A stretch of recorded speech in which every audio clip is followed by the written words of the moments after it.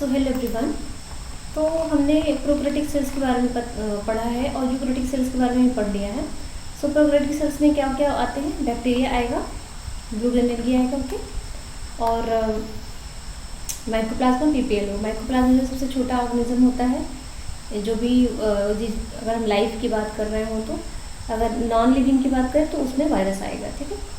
और इनका काफ़ी शेप साइज अलग अलग होता है, कोई रॉड शेप के होते हैं, कोई स्फेरिकल होते हैं, कोई कॉमन शेप के होते हैं, और इनको अलग अलग नाम दे दिया गया है। अगर रॉड शेप है तो इनको बेसिलाई बोलते हैं, अगर ये कॉमन शेप है तो इसको हम कोकाई बोलते हैं, और ये कॉमन शेप अगर स्फेरिकल है मीन्स गोले गोले हैं तो उनको कोकस बोलते हैं, और अगर इस कॉमन शेप में है तो इसको विब्रियो बोलेंगे, और स्पाइरल भी होते हैं, ऐसे ऐसे उनका स्ट्रक्चर होता है तो उसको हम स्पाइरुलम बोल देते हैं।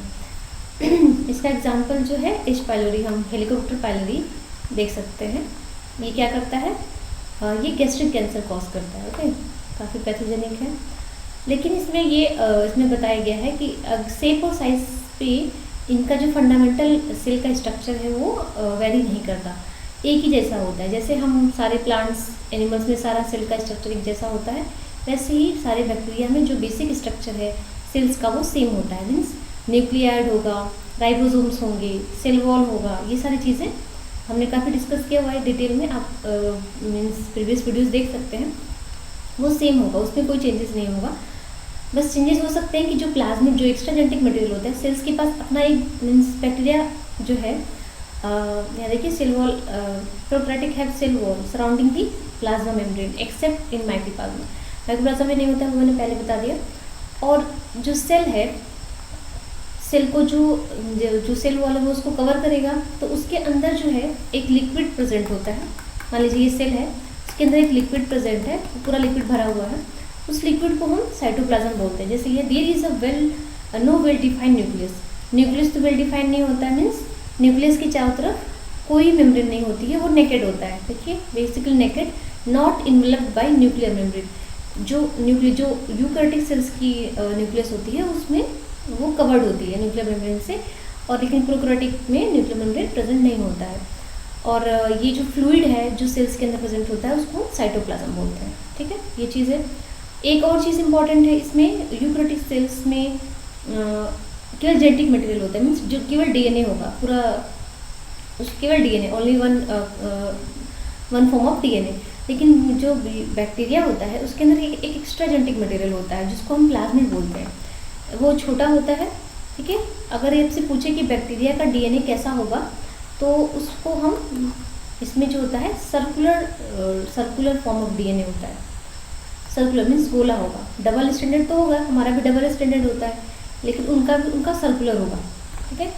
और तो एक और एक्स्ट्रा, जैसे अगर हम ये बैक्टीरिया का स्ट्रक्चर लें तो उनका न्यूक्लियस यहाँ, न्यूक्लियोइड यहाँ प्रेजेंट है, तो एक अलग से जो क्रोमोसोम प्रेजेंट होता है, जीनोम प्रेजेंट होता है, इसको हम प्लाज्मिड नाम देते हैं। हिंदी में भी इंग्लिश में दोनों में ही प्लाज्मिड ही कहते हैं, ठीक है। ये करता क्या है, ये एक्स्ट्रा, इसका काम क्या है, हम सबको पता है बैक्टीरिया जो है काफ़ी ज़्यादा इंटेलिजेंट होता है, उसके पास बहुत सारे मैकेनिज्म होते हैं हमारी बॉडी में, मतलब हमें बीमार करने के लिए बेसिकली। तो ये जो प्लाज्मिड है उसमें रोल प्ले करता है, मीन्स ये इम्पॉर्टेंट होता है किसी भी ऑर्गेनिज्म में उसको बीमार करने के लिए। जैसे यहाँ पे लिखा हुआ है कि कम्फर्ट मीन्स प्रोवाइड करता है certain unique phenotype characters to bacteria. जैसे क्या है, character resistant to antibiotic. Antibiotic क्या होता है, जो हम बीमार पड़ते हैं तो डॉक्टर हमें एंटीबायोटिक रिकमेंड करते हैं, उसको हमें वो बोलते हैं कि आप 3 दिन लीजिए, 5 दिन लीजिए, तो उस हिसाब से हम लेते हैं, और उसको बीच में स्किप नहीं करना चाहिए, क्योंकि जो बैक्टीरिया है वो बहुत इंटेलिजेंट है। उस मॉलिक्यूल के अगेंस्ट वो अपने अंदर एक ऐसा मॉलिक्यूल बना लेता है जो उसको ब्रेक कर देता है, और वो जो एंटीबायोटिक होता है वो हमारे ऊपर काम नहीं करता, तो उसी को हम रेजिस्टेंस बोलते हैं। मीन्स वो रहेगा भी तो भी बैक्टीरिया ग्रो करेगा और हम बीमार ही रहेंगे। तो इसलिए आप जो भी एंटीबायोटिक हम लेते हैं उसको डॉक्टर एम्फसाइज करते हैं कि हम उसका कोर्स हमेशा पूरा करें, ठीक है। तो ये बोल रहे हैं कि जैसे प्लाज्मिड का बहुत ही इम्पोर्टेंट, साइंटिस्ट ने बहुत अच्छा काम एक मीन्स बताया कि इसका हम अपने लिए भी बहुत सारे वर्क हम कर सकते हैं जो कि साइंटिस्ट परफॉर्म करते हैं। उसमें एक चीज़ है कि हम जो इसका जेनेटिक मटेरियल है प्लाज्मिड, उसको हम बाहर निकाल लेते हैं, ठीक है। और उसमें किसी दूसरे ऑर्गेनिज्म का, किसी भी चीज़ का, मतलब चूहे का, माउस का, रैबिट का, किसी का भी, ह्यूमन का भी इवन दो, उसमें डाल के उस प्रोटीन को हम बहुत ज़्यादा अमाउंट में, क्योंकि ये बहुत तेज़ी से रेप्लिकेट करता है, तो एक डीएनए से वो 1000 डीएनए तुरंत 10 मिनट के अंदर वो 1000 डीएनए बना लेगा। और जब हम डीएनए निकाल लेंगे उससे हम कोई भी फंक्शन परफॉर्म कर सकते हैं। जैसे पीसीआर होता है, पीसीआर से हम उसको और भी मल्टीप्लाई कर सकते हैं। पीसीआर बताया ना, पॉलीमरेज चेन रिएक्शन, एक ही फ्रेगमेंट जो डीएनए का फ्रेगमेंट है वो मल्टीपल बार रेप्लिकेट होता है। रेप्लिकेशन मीन्स डीएनए का कॉपी बनता जाता है। मीन्स अगर ये डीएनए एक है यहाँ पे, तो इससे मल्टीपल कॉपी ऐसे ऐसे बनते जाएंगे, सेम कॉपी। ठीक है, उसमें बहुत सारे एंजाइम यूज होते हैं, बहुत सारे प्रोटीन, एंजाइम, एनर्जी, बहुत सारी चीज़ें होती हैं, वो हम बाद में देखेंगे। देखिए यहाँ पे है कि nuclear membrane is found in eukaryotic. Eukaryotic cell, हमें पता है कि यूकैरियोटिक सेल्स के अंदर जो न्यूक्लियस होता है वो न्यूक्लियर मेम्ब्रेन के अंदर प्रेजेंट होता है। नो सेल ऑर्गेनल, ऑर्गेनल कोई नहीं होता। मीन्स ऑर्गेनल क्या है कि छोटे छोटे ऑर्गन्स होते हैं सेल के अंदर जो कि डिफरेंट फंक्शन परफॉर्म करते हैं। यहाँ पे आप देख सकते हैं, जैसे ये क्या है, माइटोकॉन्ड्रिया है, और ये एंडोप्लाज्मिक रेटिकुलम, गोल्गी, लाइसोसोम, और ये क्या है, न्यूक्लियस है हमारा, और ये न्यूक्लियोलस है। ठीक है, ये क्या है, गोल्गी, गोल्गी बॉडी, इसको हम हिंदी में भी यही बोलते हैं, इंग्लिश में भी यही बोलते हैं। एंडोप्लाज्मिक रेटिकुलम को भी हम यही बोलते हैं, हिंदी में भी इंग्लिश में भी। माइटोकॉन्ड्रिया को तो हम बोलते ही हैं माइटोकॉन्ड्रिया। ठीक है, इस तरीके से ये डिफरेंस हो गया। तो चलिए आगे बढ़ लेते हैं। हमने पिछले वीडियोस में काफ़ी चीज़ें डिस्कस की हुई हैं डिटेल में, ये बस केवल एक रिवीजन है। तो आगे बढ़ते हैं। यहाँ पे एक स्ट्रक्चर का देख लीजिए, कौन कौन से स्ट्रक्चर हैं। एग्जाम में पूछ सकते हैं कि एनिमल और प्लांट सेल्स में क्या डिफरेंस होता है। तो एनिमल और प्लांट सेल्स में सबको मोस्टली जैसे क्या डिफरेंस है, वैक्यूल का डिफरेंस है, काफ़ी बड़ा वैक्यूल होता है, सेल वॉल प्रेजेंट होता है।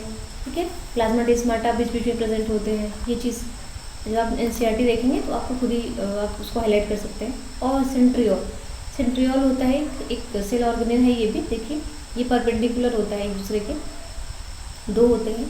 इसकी चारों तरफ भी कोई मेम्ब्रेन नहीं होती। ओके, ये भी सेल मेम्ब्रेन नॉन मेम्ब्रेनस है। ये नॉन मेम्ब्रेनस है, मीन्स उसके चारों तरफ कोई मेम्ब्रेन नहीं होगा, ये बस ऐसे ही प्रेजेंट होते हैं जैसे आप देख रहे होंगे यहाँ पे। ठीक है, ऐसे ही राइबोसोम भी होता है। राइबोसोम क्या होता है, छोटे छोटे मॉलिक्यूल्स होते हैं जो कि प्रोटीन और आरएनए से मिलके बने होते हैं, प्रोटीन और आरएनए से मिलके। और ये क्या फंक्शन करते हैं, प्रोटीन का सिंथेसिस करते हैं। मीन्स जिस प्रोटीन को सेल्स की ज़रूरत होती है किसी भी फंक्शन को परफॉर्म करने के लिए, वो इसको सिंथेसाइज करते हैं। ठीक है, ये इसमें इन्वॉल्व होते हैं। उसको हम क्या बोलते हैं, उसको हम ट्रांसलेशन बोलते हैं। ट्रांसलेशन, प्रोटीन सिंथेसिस ये भी बोल सकते हैं। प्रोटीन का सिंथेसिस मीन्स फॉर्म हो रहा है, बन रहा है, सिंथेसाइज हो रहा है। ठीक है, ये हो गया डिफरेंस, देख लिया हमने। और इसके आगे हमने ये भी डिस्कस किया हुआ है कि प्लाज्मा मेम्ब्रेन क्या होता है। और तो प्लाज्मा मेम्ब्रेन सबसे जो स्पेसिफिक मॉडल है वो फ्लूइड मोज़ेक मॉडल है। और ये हम तभी पता लगा पाए थे 1950 में जब इलेक्ट्रॉन माइक्रोस्कोप आया था। इलेक्ट्रॉन माइक्रोस्कोप क्या होता है, ये बहुत ही माइन्यूटली चीज़ों को दिखाता है, जैसा कि हम कंपाउंड और लाइट माइक्रोस्कोप में नहीं देख सकते। ये स्ट्रक्चर है। तो हमने ये डिस्कस कर लिया। इसमें आप एक बार ये देख लीजिए कि जैसे ये हम ऊपर से देख रहे हैं, मतलब यहाँ से व्यू देख रहे हैं और यहाँ से भी देख रहे हैं। सामने से तो देख ही रहे हैं, ऊपर से भी देख रहे हैं। ऊपर से देख रहे हैं तो हमें क्या दिखेगा, जो प्रोटीन्स बाहर निकली हुई हैं वो उसके रेजिड्यूज, और जो लिपिड है जो उसका हमारा सर केवल दिखेगा हमें। जैसे ये आपको गोल गोल दिख रहा है ना, ये जो गोल गोल दिख रहा है आपको, ये लिपिड का सर है। और ये लिपिड बाई लेयर, मतलब 2 लेयर का बना होता है लिपिड बाई लेयर। और ये जो बीच बीच में दिख रहे हैं आपको, ये प्रोटीन्स हैं, इससे ट्रांसपोर्टेशन होता है। इस प्रोटीन को हम इंटीग्रल नाम देते हैं, मतलब वो घुसा हुआ है अंदर की तरफ। और ये देखिए लिपिड फॉस्फोलिपिड से बना होता है। फॉस्फोलिपिड मतलब लिपिड में फॉस्फेट जुड़ा हुआ है। और जो बाहर की तरफ प्रोटीन्स निकले हुए हैं उसको पेरिफेरल बोलते हैं, मतलब वो केवल टच किया हुआ है प्रोटीन को। अंदर की तरफ 2 मेम्ब्रेन है, उसमें अंदर नहीं घुसा हुआ है, ये केवल ऊपर ऐसे ऐसे प्रेजेंट है, जैसे पैचेस की तरह। इसीलिए हम उसको फ्लूइड मोज़ेक मॉडल भी बोलते हैं। और एक और चीज़ इंपॉर्टेंट यहाँ पे, एक शुगर जो है केवल बाहर के लेयर पे, मीन्स अगर ये सेल है ऐसे, अगर अंदर ये सेल है ऐसे, तो ये ऊपर का लेयर हो गया और ये नीचे का लेयर हो गया। ठीक है, तो ऊपर वाले लेयर पे प्रोटीन जो बाहर निकली होती है उसी के ऊपर कार्बोहाइड्रेट्स प्रेजेंट होती हैं। ये काफ़ी इंपॉर्टेंट है, बहुत सारे फंक्शन परफॉर्म करता है, आगे हम देखेंगे। एक तो सेल, जैसे सेल को एक दूसरे से बात करनी होती है, जैसे इन्फेक्शन होता है तो सेल एक चीज़ मीन्स कुछ चीज़ें प्रोटीन सीक्रेट करती हैं और उसको वो सेंस करने लगते हैं दूसरे बगल वाले सेल, नेबरिंग सेल्स। तो बहुत सारे फंक्शन होते हैं इस शुगर के। चलिए ये भी हमने देख लिया था। और प्लाज्मा मेम्ब्रेन बेसिकली होता क्यों है, ये भी आपके मन में क्वेश्चन आ रहा होगा। तो जैसे अगर सेल है, ठीक है, सेल है और जब सेल है तो सेल का कुछ काम तो होगा ना, ऐसे तो नहीं कि नेचर ने ऐसे ही सेल बना दिए, ठीक है। तो और प्लाज्मा मेम्ब्रेन दिया है, जैसे ये सिंगर और निकोलसन ने, इसको पूछते हैं कि किसने दिया था, तो ये सिंगर निकोलसन, ये साइंटिस्ट हैं, आप याद रखिएगा, Singer and Nicolson. Fluid mosaic 1972 में दिया था, ठीक है। और क्या है इसमें, ये बोल रहे हैं कि according to this the quasi fluid nature of lipid enable lateral movement of protein within the overall bilayer. तो जो प्रोटीन इसमें है ना वो मूव भी कर सकती हैं, ऐसा नहीं है, लिपिड तो मूव करेगा ही क्योंकि वो तो लिक्विड है, लेकिन जो प्रोटीन है वो भी मूव करती हैं। मूवमेंट क्यों ज़रूरी है, जब नई सेल बननी होती है तो उसको भी प्लाज्मा मेम्ब्रेन की ज़रूरत है ना। तो जब सिंथेसिस होता है तो जो नए हैं उसको जो पुराने हैं वो आगे मूव करते हैं, जो नए हैं उसकी जगह पे आते जाते हैं, इस तरीके से मूवमेंट भी होता रहता है और नए वाले सेल्स को लिपिड मिलता जाता है, वहाँ पे ज़रूरत होती है लिपिड और इनकी मूवमेंट को, ठीक है। अब ये बोल रहे हैं कि जो fluid nature of membrane is also important from the point of view of function like cell growth, formation of intercellular junctions, secretion, endocytosis and cell division. अब सेल ग्रोथ क्या है, सेल बड़ा हो रहा है, उसको डिवाइड करना है, जब बड़ा हो जाएगा तो बीच से ये डिवाइड हो जाएगा। और क्या है, फॉर्मेशन ऑफ इंटरसेलुलर जंक्शन। अब सेल टू सेल कम्युनिकेशन होता है, एक सेल ये है दूसरी सेल ये है, इन दोनों के बीच में कम्युनिकेशन होता है तो उसको हम जंक्शन बोलते हैं, एक दूसरे से जुड़े होते हैं। जुड़ने का मतलब जंक्शन होता है, जैसे हमने कहीं देखा हुआ ट्रेन पे ये जंक्शन है, दूसरी ट्रेन आके यहाँ पे रुकती है फिर वहाँ से मूव करती है, उस तरीके से। तो इनमें भी जंक्शन होता है और एक दूसरे से वो बातचीत करते हैं, ऐसे नहीं जैसे हम बोल रहे हैं। कुछ मॉलिक्यूल्स होते हैं जो ये उनको बातचीत करने में हेल्प करते हैं। सीक्रेट करेंगे कुछ, मतलब बाहर निकालेंगे मॉलिक्यूल्स को। एंडोसाइटोसिस, मान लीजिए कोई बैक्टीरिया आ गया उसको खाने के प्रोसेस को हम एंडोसाइटोसिस बोलते हैं। सेल डिवीजन डिवाइड करना सेल, तो इसके लिए इम्पोर्टेंट है, ठीक है। और ट्रांसपोर्ट होता है, बहुत सारी चीज़ें ट्रांसपोर्ट करने मीन्स अगर सेल्स को ज़रूरत है किसी भी चीज़ की तो वो जो ब्लड में चीज़ें हैं उससे वो उसको ले लेगा ऑटोमेटिकली, और इस प्रोसेस को हम डिफ्यूज़न बोलते हैं, ठीक है। यहाँ पे लिखा हुआ है कि many molecules can move briefly cross the plasma without any requirement of energy and this process is called transport, passive transport. और एक और चीज़ है कि जो मेम्ब्रेन होती है ना सेलेक्टिव परमेबल होती है, मतलब कोई हर चीज़ उसमें घुस नहीं जाएगी। ये जो मेम्ब्रेन है, मान लीजिए ब्लड वेसल्स यहाँ से मूव कर रही हैं, इसमें बहुत सारे मॉलिक्यूल हैं, कार्बोहाइड्रेट है, ऑयल है, फैट है, प्रोटीन है, तो अब उसको चाहिए होगा तभी ना वो एनर्जी बनाएगा। जो सेल का मेम्ब्रेन है तो वो इसे मूव करेगा, लेकिन नहीं, इसको जो चाहिए होता है उसी चीज़ को वो लेता है और सब चीज़ों को नहीं लेता। ये चीज़ ज़रूरी भी है, नहीं तो इसमें तो यूरिया भी है जो कि बहुत मतलब विषैला होता है हमारे शरीर के लिए, इसको बाहर निकालना है तो ये भी एक्स्ट्रा ज़्यादा है तो ये भी आ जाएगा डिफ्यूज़न के थ्रू, इसलिए सेल मेम्ब्रेन का परमेबल होना बहुत ज़रूरी है। तो ये भी इम्पॉर्टेंट है, पूछते हैं कि मेम्ब्रेन जो है सेलेक्टिव परमेबल है या फिर ऐसे नॉर्मल है, ऐसे करके। फिर जो न्यूट्रल मॉलिक्यूल्स है वो तो पास हो जाएंगे क्योंकि न्यूट्रल मॉलिक्यूल पे कोई चार्ज नहीं होता है, जैसे कि वाटर हो गया, CO2 हो गया, ऐसे करके ये तो मूव हो जाएंगे। लेकिन जो पोलर मॉलिक्यूल है वो मूव नहीं होते, ठीक है। और जो वाटर का मूवमेंट होता है ना उसको हम ऑस्मोसिस कहते हैं। ऑस्मोसिस का अगर मूवमेंट हो रहा है, डिफ्यूज़न हो रहा है, मीन्स डिफ्यूज़न का मतलब होता है higher concentration to lower concentration move करना ऑटोमेटिकली। जैसे अपने पानी देते हैं पौधों में कि जड़ में देते हैं, वो पानी यहाँ पे ज़्यादा होता है तो हाई कॉन्सेंट्रेशन में वाटर है, मूव करता है ऊपर की तरफ, सारे पत्तियों और सारे फूल को जो भी तना है सबको मिल जाता है, तो वो डिफ्यूज़न से होता है। तो उस प्रोसेस को ऑस्मोसिस बोलते हैं, उसका नाम दे दिया गया है, ठीक है। एक और चीज़ है एक्टिव ट्रांसपोर्ट। एक्टिव ट्रांसपोर्ट में हम जैसे एनर्जी लगा के हम उस चीज़ को अपने अंदर लेते हैं। मान लीजिए हम जब ग्लूकोज लेते हैं तो सब कहते हैं कि उसमें थोड़ा सा नमक भी लेना चाहिए। अब ये इसलिए है क्योंकि जो ग्लूकोज जब एब्जॉर्ब होता है तो उसको सोडियम की ज़रूरत होती है, ठीक है, तो ऑटोमेटिकली हो जाएगा और तुरंत एटीपी एनर्जी बनने लगेगी। वो एनर्जी हमें बहुत सारी चीज़ों को फंक्शन करने में ज़रूरत पड़ती है, जैसे कि ये है एक पंप होता है जो कि हमारे मेम्ब्रेन जो सेल की जो इंटरनल स्ट्रक्चर उसको मेंटेन करने के लिए बहुत इंपॉर्टेंट है। उसमें एक आता है सोडियम पोटेशियम पंप की तरह काम करता है। जो भी प्रोटीन्स प्रेजेंट है ना, जो हमने अभी डिस्कस किया कि यहाँ बीच बीच में प्रोटीन्स होती हैं यहाँ पे, तो ये प्रोटीन्स ही ना चीज़ों को मूव कराती हैं।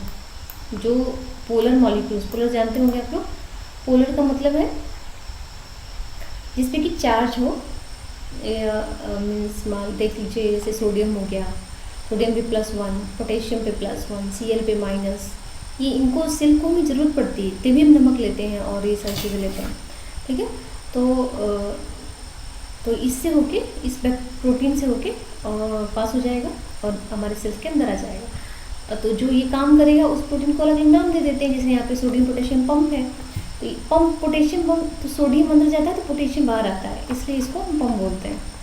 सोडियम जब ये पंप खुलता है तो सोडियम को अंदर ले जाएगा, पोटेशियम को बाहर भेज देगा। सेल वॉल में भी हमने डिस्कस कर लिया था कि सेल वॉल जो होता है वो बाहर की तरफ प्रेजेंट होता है, नॉन लिविंग होता है, ठीक है, रिजिड स्ट्रक्चर है।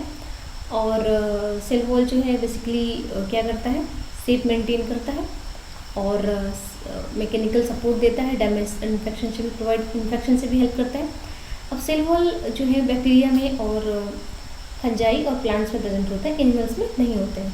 तो अब इनको क्यों प्रेजेंट किया, इन्हीं को क्यों नेचर ने दिया है, हमें क्यों नहीं दिया। अब देखिए, हम तो कहीं भी मूव कर सकते हैं, अगर हमें ठंड लग रही हो तो मूव कर सकते हैं, कहीं जा सकते हैं, लेकिन प्लांट्स मूव नहीं कर सकते। वो अपने आप को प्रोटेक्ट करने के लिए नेचर ने इनको प्रोवाइड किया हुआ है एक्स्ट्रा मेम्ब्रेन, ठीक है। और ये मेम्ब्रेन जो है काफ़ी रिजिड होती है, हर चीज़ को अंदर जाने नहीं देती है और काफ़ी रफ होती है, ताकि चीज़ें एब्जॉर्ब ना हो अच्छे से और वो अपना इंटीग्रिटी मेंटेन करके रखें, लाइव रहें, ठीक है। एडवर्स कंडीशन मीन्स बहुत ख़राब कंडीशन में खूब बारिश हो रही है, खूब ठंड पड़ रही है, खूब गर्मी पड़ रही है, इवन दो जो पेड़ होते हैं वो लाइव रहते हैं, बस उनको हम पानी देते हैं, देखा ही होगा कैसे वो पानी के थ्रू ही वो बस लाइव रहते हैं। तो इसमें ये होता है कि जो सेल वॉल है वो किस चीज़ का बना होता है। जब सेल वॉल है जो, अगर एल्गा में हम देखें तो ये सेलुलोज का बना है, ग्लूकोज है, मैनोज है और कैल्शियम कार्बोनेट है। अब सेलुलोज क्या होता है, सेलुलोज जो है जब हम बहुत सारे ग्लूकोज को एक साथ जोड़ दें तो उसको हमने नाम दे दिया सेलुलोज, ठीक है। और काफ़ी ज़्यादा नंबर होते हैं, हज़ारों जो ग्लूकोज है आपस में जुड़े होते हैं और एक स्ट्रक्चर बनाते हैं, बहुत रिजिड स्ट्रक्चर, मीन्स बहुत ही सॉलिड, उसको हम ब्रेक नहीं कर सकते ईजिली, वैसा स्ट्रक्चर बना लेते हैं, ठीक है। एल्गा क्या होता है, एल्गा जो आपने कहीं पे दीवार पे हरे हरे लगे रहते हैं, नालियों में हरे हरे दिखते हैं, वो एल्गा होता है बेसिकली। और ये बहुत ही इम्पॉर्टेंट है, मीन्स काफ़ी ज़्यादा हेल्पफुल है बहुत सारी चीज़ों में। आगे जब हम एल्गा फंजाई पढ़ेंगे तो उसमें ये आएगा, ठीक है। तो जो सेल वॉल एनिमल का है, जो प्लांट का है, वो किसका बना होता है, यहाँ पे इन्होंने बताया कि सेलुलोज का, हेमी सेलुलोज का, पेक्टिन का, प्रोटीन का बना होता है, ठीक है। बस इसमें ये इंपॉर्टेंट है। यहाँ पे एक और चीज़ है कि जो प्लाज्मा मेम्ब्रेन जो प्लांट है उनके पास मिडिल लेमला होती है। जैसे अगर ये प्लाज्मा मेम्ब्रेन है, ये सेल वॉल है, इसके बीच में एक मेम्ब्रेन होती है, इसको हम मिडिल लेमला बोलते हैं, ठीक है, मिडिल लेमला। और ये किसका बना होता है, ये पूछ देते हैं कि ये किसका बना होता है, तो ये कैल्शियम पेक्ट्रेट का बना होता है और ये जोड़ने का काम करता है, ग्लू की तरह, ठीक है। यहाँ पे लिखा हुआ है ग्लू की तरह नेबरिंग सेल्स को एक दूसरे से जोड़ देता है। तो अब आगे बढ़ते हैं हम, यहाँ तक तो हमने काफ़ी पहले डिस्कस कर लिया है वीडियोज़ में, बस ये रिविज़न था। तो अब ये है कि हमारे यूकैरियोटिक सेल्स में बहुत सारे सेल ऑर्गेनेल होते हैं, ठीक है, छोटे छोटे ऑर्गन्स की तरह जो सेल को ज़रूरत है। जैसे कि अगर सेल को ज़रूरत है एटीपी प्रोड्यूस करने की, तो कौन करेगा, तो वो माइटोकॉन्ड्रिया करता है, ठीक है। ऐसे ही बहुत सारे सेल्स एक दूसरे से सेल के अंदर जो भी ऑर्गेनेल्स हैं वो डिफरेंट वर्क करते हैं। तो उसमें एक चीज़ है endo membrane system. Endo membrane system पहला है, इसमें देखिए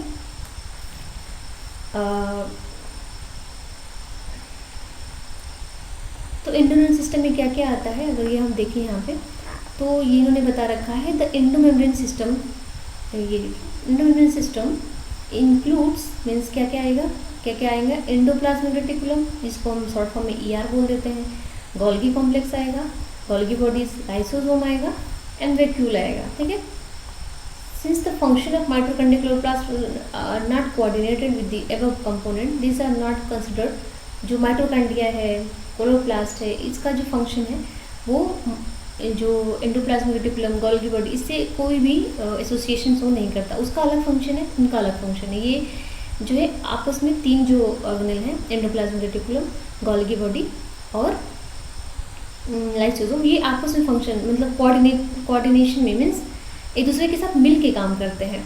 ठीक है, और ये माइटोकॉन्ड्रिया क्लोरोप्लास्ट अलग अलग इंडिविजुअली ही काम करते हैं। चलिए हम देखते हैं। देखिए यहाँ पे ये हमारा ये क्या है,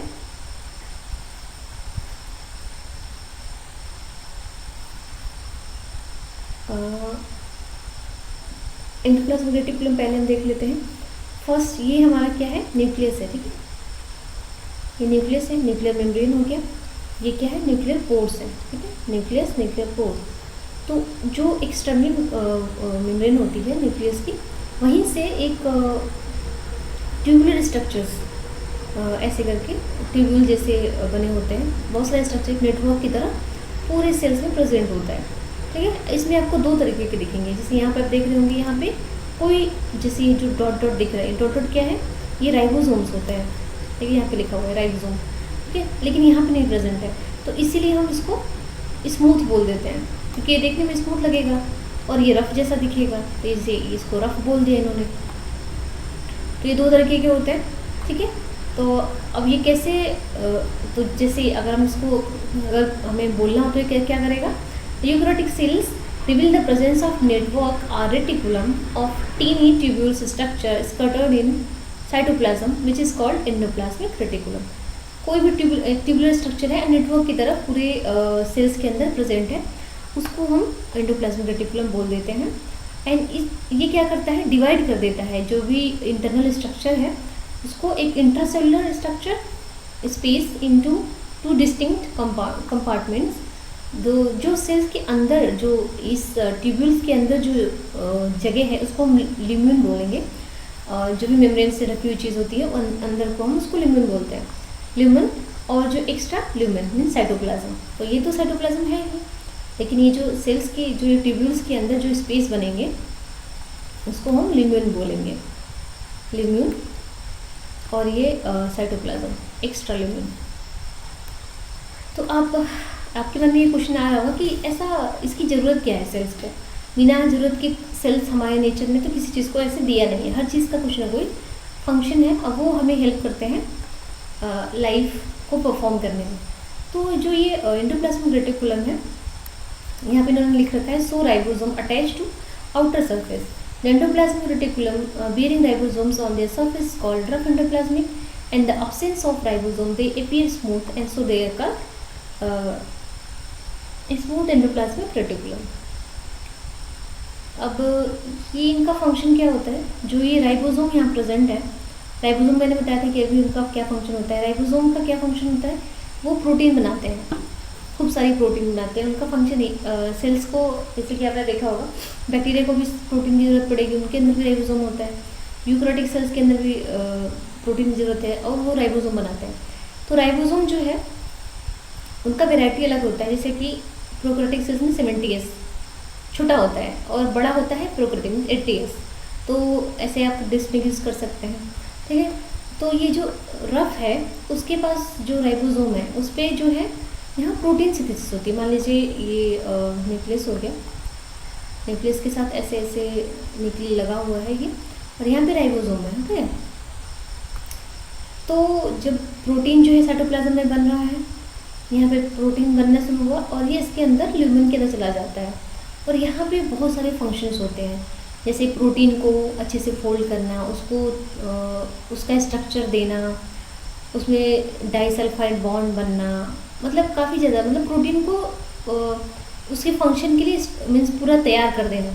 जब ये तैयार हो जाता है तो इसको फिर से यहाँ से निकाल देते हैं, और निकाल के किसको दे देते हैं, गोल्गी बॉडी को। ओके, जो गोल्गी बॉडी है यहाँ पे आगे हम देखेंगे, कि गोल्जी बॉडी इसके साथ ही एकदम न्यूक्लियस के पास में प्रेजेंट होता है, ये जो स्ट्रक्चर है इसको दे दिया जाता है। चलिए हम आगे देखेंगे, इस तरह देख लेते हैं। ये जो रफ है वो तो प्रोटीन सिंथेसिस के लिए होता है, ठीक है। And secretion they are extensional continuous with the outer membrane of nucleus, ठीक है। ये मैंने बता दिया कि आउटर मेम्ब्रेन से निकले होते हैं ये सारे ट्यूब्यूल्स। और जो स्मूथ एंडोप्लाज्मिक रेटिकुलम होता है उसका क्या फंक्शन है, वो जो है हमारे यहाँ हमारे जो animal lipid like steroid hormones, बहुत सारे हार्मोन्स होते हैं हमारे शरीर में, वो रफ पे नहीं बनते हैं, स्मूथ पे बनते हैं, क्योंकि इनका नेचर जो होता है steroid means lipid means fat का बना होता है, तो ये फैट की सिंथेसिस में हेल्प करते हैं। ये एंडोप्लाज्मिक रेटिकुलम का काम हो गया। अब आगे बढ़ते हैं हम यहाँ पे, ये गोल्गी एपरेटस। अब गोल्गी एपरेटस क्या होता है, ये स्ट्रक्चर होता है ऐसा, ठीक है।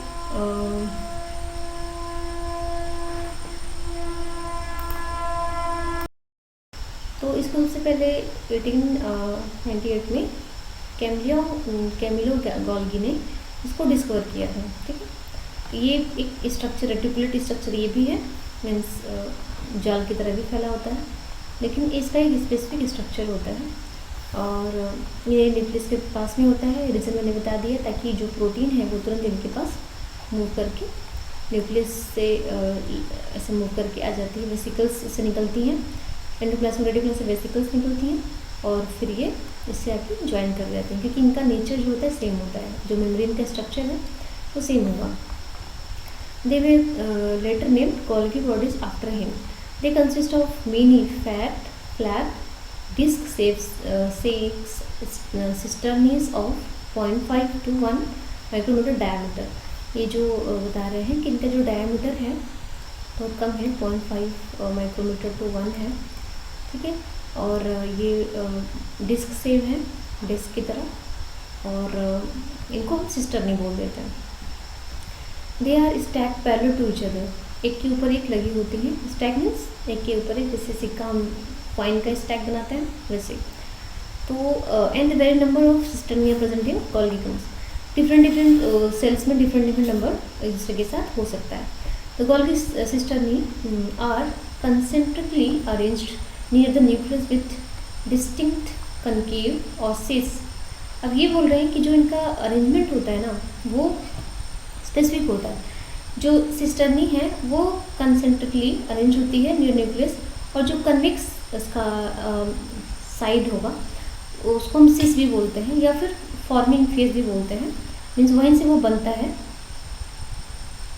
वो जो न्यूक्लियस के पास में होगा। और जो कनकेव है उसको हम मैच्योरिंग फेस बोलते हैं। So cis and trans face of organelle are entirely different but interconnected. Different तो होता है, उनका फंक्शन डिफरेंट होता है, बट फंक्शन डिफरेंट होता है। सो नेक्स्ट है the Golgi complex. Golgi apparatus principally perform the function of packaging. मतलब इनका काम है पैकेजिंग का मटेरियल टू डिलीवर इधर टू द इंट्रासेलुलर टारगेट्स और सीक्रेटेड आउटसाइड द सेल्स। जैसे क्या होता है, जब एंडोप्लाज्मिक रेटिकुलम में प्रोटीन अच्छी तरीके से फोल्ड हो जाएगी और तो क्या होगा, यहाँ से गोल्गी के पास आ जाएगा। अब गोल्गी क्या करते हैं, इस पर कार्बोहाइड्रेट्स ऐड कर देते हैं, ठीक है। कार्बोहाइड्रेट्स ऐड करेंगे और जब ये अच्छे से मतलब पैक हो जाएगा तो अब इसको ये एक वेसिकल्स में पैक कर देंगे और इसको जहाँ भी भेजना होगा सेल्स के अंदर या सेल्स के बाहर वहाँ पे भेज देंगे। अब ये कैसे जाता है, इसके पास एक सिग्नल पेप्टाइड्स होते हैं, वो आगे आप जब डिटेल हम पढ़ते हैं तो उसमें पता चलता है। अब वो सिग्नल पेप्टाइड उसको रास्ता दिखाता है कि यहाँ जाना है, आपको यहाँ जाना है, तो वहाँ जाके सेल्स से फ्यूज़ हो जाता है और सेल्स के अंदर चला जाता है। इस तरीके से मटेरियल ट्रांसफर हो जाता है। इसी को हम कहते हैं packaging material and delivery system. Materials to be packaged in the form of vesicles from the ER fuse with the cis face. अब सिस और ट्रांस का यही काम है। सिस फेस पे वेसिकल्स फ्यूज होती हैं और ट्रांस फेस से वेसिकल्स निकलती हैं जहाँ उसको जाना होता है, and move towards the maturing face, mature तरफ मूव करती जाती हैं। This explain why the Golgi apparatus remain in the close association with the endoplasmic reticulum. अब ये बता रहा है कि अभी आप समझ सकते हैं कि गोल्गी बॉडी जो है ईआर के साथ क्यों क्लोज प्रेजेंट होता है।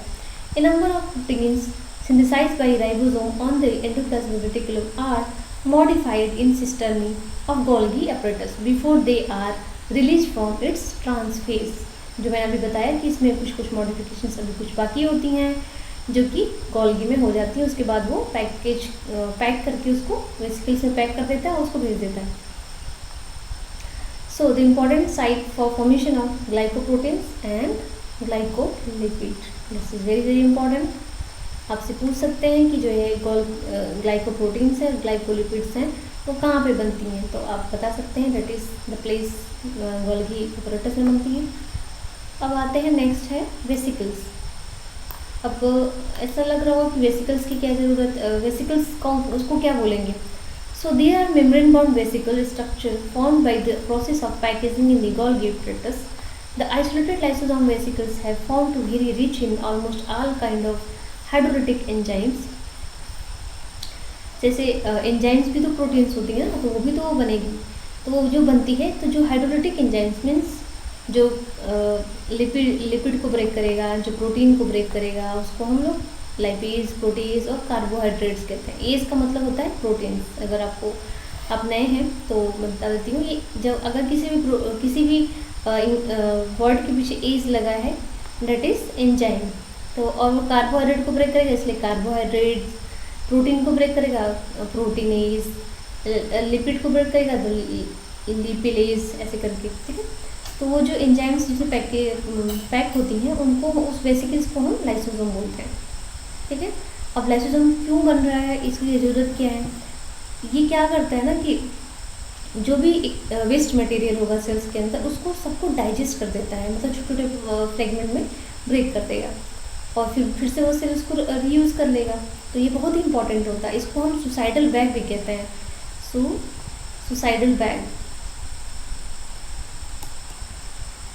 Suicidal bag of sales means कोई भी चीज़ होगी वो उसको डिस्ट्रॉय कर देगा, मीन्स पूरी तरीके से डाइजेस्ट खा जाता है पूरी तरीके से, कुछ भी बहुत ही छोटे छोटे मॉलिक्यूल बचते हैं, ठीक है, और क्लियर कर देता है स्पेस को। नहीं तो इतनी सारे वेस्ट मटेरियल जो भी हमारे शरीर में है, सेल्स मर रही हैं रोज़, बहुत सारी चीज़ें होंगी सेल्स के अंदर, कहीं टीयर हो रहा है, कहीं रिपेयर हो रहा है, तो जो भी एक्स्ट्रा मटेरियल होगा उसको ये डाइजेस्ट कर देता है, उसको डाइजेस्ट करके ख़त्म कर देगा, ठीक है। नेक्स्ट इसका एंडोमेम्ब्रेन सिस्टम का जो पार्ट है वो वैक्यूल है। वैक्यूल में देखा कि जो एक मेम्ब्रेन बाउंड स्ट्रक्चर है जो कि साइटोप्लाज्म में प्रेजेंट होता है।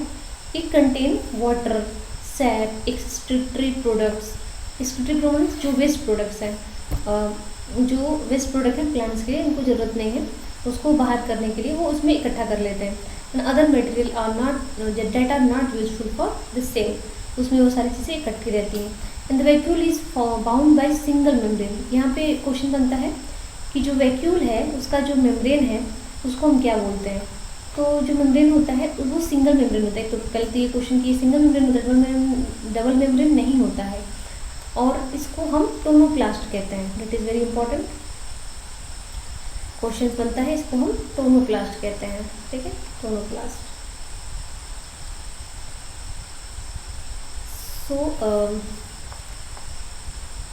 और ये सेल्स का 90% वॉल्यूम ऑक्यूपाई करता है। In plant the tonoplast facilitates the transport of number of ions and other material against concentration gradient into the vacuole। अब अगेंस्ट लिखा है, अगेंस्ट कहीं भी कॉन्सेंट्रेशन ग्रेडियंट दिखा रहा हो मीन्स यहाँ पे ATP का यूज़ करके जो सेल्स हैं, जो भी वेस्ट मटेरियल है, इसको वैक्यूल में इकट्ठा करते रहते हैं। नहीं तो फिर सेल्स के लिए टॉक्सिक होगा, मीन्स बहुत ही हार्मफुल होगा, इसलिए वो वैक्यूल्स में डालते रहते हैं। So hence the concentration is significantly higher in the vacuole than the cytoplasm। जो सेल का साइटोप्लाज्म है उसमें कम होगा और वैक्यूल में ज़्यादा होगा। अब एक और चीज़ आती है जो कि इसको हम कंट्राक्टाइल वैक्यूल बोलते हैं। अब वैक्यूल तो ये भी है, ये भी वैक्यूल है, लेकिन दोनों में अंतर है। ये एनिमल जो एक बहुत ही बेसिक यूनिसेलुलर है, एक ही सेल है लेकिन सारे फंक्शन परफॉर्म करती है, उसको हम अमीबा बोलते हैं, ठीक है। तो उसमें कॉन्ट्रैक्टाइल वैक्यूल होता है, important for osmo regulation and excretion. तो इसको हम फूड वैक्यूल बोलते हैं, ठीक है, क्योंकि ये खाना कैप्चर करता है उनके लिए, और उसमें भी वेस्ट मटेरियल होती हैं। और जैसे कि ये ना मेराइन वाटर में होता है, मतलब सी में होता है। सी ओ में जो है, सी में जो है NaCl काफ़ी ज़्यादा होता है ना, सॉल्ट काफ़ी ज़्यादा होता है वहाँ पे। तो ऑस्मोरेगुलेशन का मतलब है वो उसके शरीर के मिनरल्स जो भी उसको मेंटेन करने का काम होता है, ज़्यादा बाहर सोडियम NaCl ज़्यादा है तो वो अंदर आने की कोशिश करेगा, तो उसको बाहर बार भेजता रहता है और वाटर को अंदर लेके आता है ताकि उसका सेल्स का स्ट्रक्चर मेंटेन रहे। इसको हम ऑस्मोरेगुलेशन बोलते हैं। और एक्सक्रीशन मीन्स जो चीज़ें खा लिए हैं और वेस्ट है शरीर के लिए, उसको बाहर निकालने का काम करती है। ठीक है, ठीक है। नेक्स्ट हम देख रहे हैं that is mitochondria. Okay, so mitochondria का क्या है, इसको हम पावर हाउस करें तो हम इसको पावर हाउस बोलते हैं। जैसे जहाँ से इलेक्ट्रिसिटी आती है उसको पावर हाउस बोलते हैं ना, वैसे ही पावर हाउस मीन्स यहाँ पे खूब सारी एनर्जी बनती है, खूब सारी एनर्जी। तो यहाँ पे ATP का फॉर्मेशन होता है। ठीक है, जो हमें इम्पॉर्टेंट है हमारे लिए, हमारे सेल्स को लाइव रखने के लिए। किसी भी चीज़ को अगर हम पलके झपका रहे हैं उसके लिए भी एनर्जी चाहिए, अगर मैं हाथ मूव कर रही हूँ तो इसके लिए भी एनर्जी चाहिए। तो वो सारी एनर्जी कहाँ से आती है, वो माइटोकॉन्ड्रिया प्रोवाइड करता है। जो भी हम खाना खाते हैं वो बेसिकली बहुत से छोटे छोटे मॉलिक्यूल्स में टूट जाते हैं, फिर वो मॉलिक्यूल्स यूज़ होते हैं माइटोकॉन्ड्रिया के द्वारा उसको एनर्जी के फॉर्म में चेंज करने के लिए, मीन्स ATP के फॉर्म में। वो एक प्रोसेस होता है, उसको हम रेस्पायरेशन जो चैप्टर है कैसे रेस्पायरेशन होता है उसमें हम डिटेल में पढ़ते हैं। तो माइटोकॉन्ड्रिया जो है यूजुअली स्टीम्ड और not easily visible under microscope. ये बोल रहे हैं कि माइक्रोस्कोप के अंदर हम इसको नहीं देख सकते।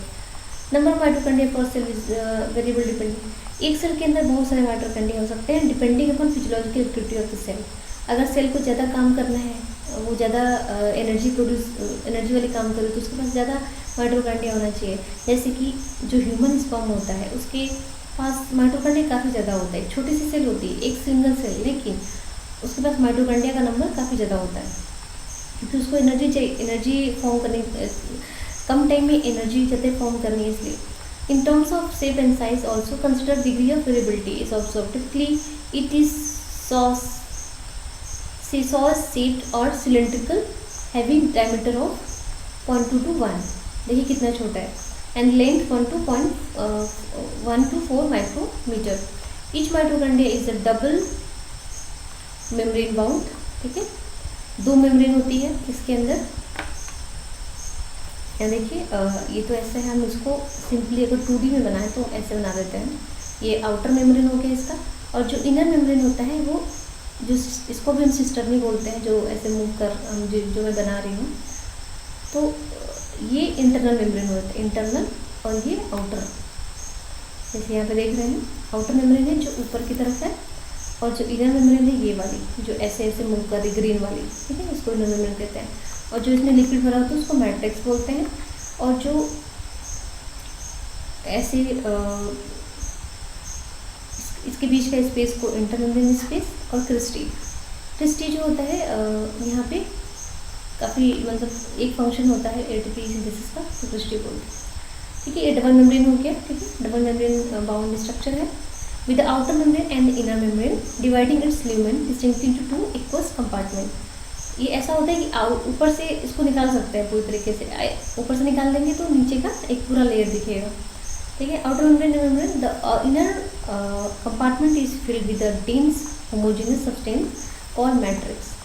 जो लिक्विड कंपोनेंट होता है वो काफ़ी थिक होता है, उसको मैट्रिक्स बोलते हैं। आउटर मेम्ब्रेन बाउंड्री बनाता है। इनर मेम्ब्रेन जो है फॉर्म नंबर ऑफ इनफोल्डिंग, जो ऐसे ऐसे फोल्ड हो रहा था ना उसको इनफोल्डिंग, उसको हम क्रिस्टी बोलते हैं। ठीक है, towards the matrix the cristae increase the surface area, surface area increase करता है। अगर ये प्लेन होता तो सरफेस, क्योंकि इसको ATP सिंथेसिस करना है, ठीक है, तो उसका अगर सरफेस एरिया इंक्रीज होगा तो एक साथ काफ़ी मात्रा में ATP को बना सकता है। तो two membrane have their own specific enzyme associated with mitochondria function. Outer membrane कुछ अलग फंक्शन करेगा, इनर मेम्ब्रेन कुछ अलग फंक्शन करेगा, उसके लिए स्पेसिफिक एंजाइम होंगी, स्पेसिफिक प्रोटीन्स होंगी जो इसको मतलब ज़रूरत होगा उस चीज़ को करने के लिए। So mitochondria are site of aerobic respiration. Aerobic means oxygen के प्रेजेंट में, aerobic means air, aero means air, air के प्रेजेंट में। एयर में क्या हमें इंपॉर्टेंट होता है? ऑक्सीजन। ठीक है, they produce cellular energy in the form of ATP. Okay, hence they are called power house of the cell. The matrix also possesses single circular DNA, a few RNA molecules, ribosomes, component required for synthesis of protein। अब यहाँ पे काफ़ी अच्छा ये है question है कि जैसे यूकैरियोटिक सेल्स में न्यूक्लियस के अंदर तो डीएनए प्रेजेंट है, ठीक है, लेकिन जो सेल ऑर्गेनेल्स हैं उसके पास भी अपना खुद का डीएनए है। उसमें वो कौन सा सेल ऑर्गेनेल है? एक है माइटोकॉन्ड्रिया और दूसरा है क्लोरोप्लास्ट। क्लोरोप्लास्ट किस लिए होता है? माइटोकॉन्ड्रिया एंड दूसरा क्लोरोप्लास्ट। क्लोरोप्लास्ट जो है फोटोसिंथेसिस जो प्लास्टिड होती है बेसिकली, जो प्लांट में प्रेजेंट होता है, जिसके थ्रू वो प्लांट जो है अपना भोजन बनाते हैं, फोटोसिंथेसिस करते हैं, उसको हम क्लोरोप्लास्ट बोलते हैं। उसके पास भी अपना न्यूक्लियस होता है, राइबोसोम्स होते हैं, जैसे यहाँ पर जो है प्रोटीन होती है, राइबोसोम हो गया, आरएनए हो गया, सिंगल सर्कुलर, जैसे कि बैक्टीरिया में हमने देखा था कि सर्कुलर डीएनए होता है, आरएनए होता है, राइबोसोम होता है। तो यहाँ पे ये शो करता है कि जैसे जो प्रोकैरियोटिक सेल्स है ना, उसी वही जो है बहुत सारे सेल्स आपस में इकट्ठा हो के यूकैरियोटिक सेल्स को बनाया है। ठीक है, ये यहाँ पे हमें बताया जाता है। और ये डिवीज़न किसे करता है? ये भी पूछते हैं कि माइटोकॉन्ड्रिया का डिवीज़न कैसे होता है? तो फिशन से होता है। ये माइटोकॉन्ड्रिया है, ठीक है, जब इसको डिवाइड करना होगा तो ये काफ़ी बड़ा हो जाएगा, फिर क्या होगा, यहाँ पे एक इन्विजन बनने लगेगा और फिर ये दो में डिवाइड हो जाता है, तो दैट इज़ फिशन। चलिए नेक्स्ट चलते हैं। ये है प्लास्टिड। ठीक है,